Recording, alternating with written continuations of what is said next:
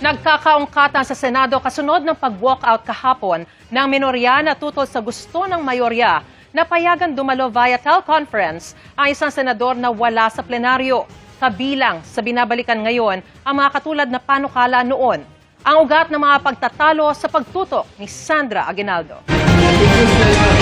Are you afraid if we have the... Ang mainit na namang pagtatalo kagabi sa sesyon ng Senado nagtapos sa pag-walkout ng mga senador ng minorya. Bakit po? Kasi mali yung gagawin nilang pagboto Ang ikinagalit nila, ang pagpilit daw ng mayorya na talakayin ang mungkahing amyendahan ang rules ng Senado. For the amendments of the rules. Para payagang makalahok ang mga senador kahit wala sila ng pisikal sa sesyon. Sa ngayon, maaari lamang mag-online ang mga senador kung may national emergency o force majeure gaya noong pandemic. Pero sa panukala ni Senador Rodante Marcoleta, gusto niyang palawakin ito at payagan ang pagdalo ng isang senador via teleconference sa anumang makatwirang dahilan. Tinutulan ito ng minority senators. We are several members of the minority here, and only Senator Lacson has spoken. Why are we railroading this process, Mr. President?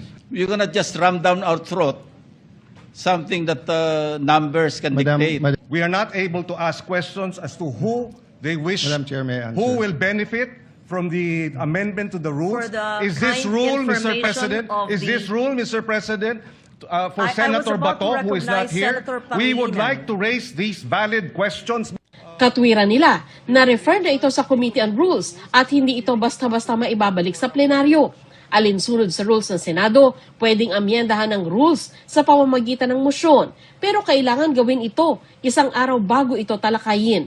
Pero giit ng mayorya, lumang mosyon na ito na unang iminungkahi ni Marcoleta noong May 11. Araw na lumitaw si Senador Bato de la Rosa sa Senado. Bagong motion ito, Madam President. Bakit po? Sa ilalim ng Section 24, ni-refer yung unang mosyong binanggit ni Senator Marcoleta noon sa Committee on Rules. Ngayon kung sasabihin na ibinalik yung mosyong iyon, yung unang mosyon ni Senator Marcoleta sa plenary, sino ang gumawa nun? Dapat ang Committee on Rules.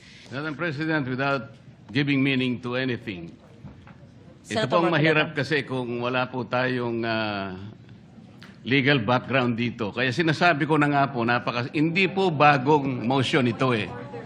Hindi siya bagong motion. Madam Sabi na bagong President, motion. point of order.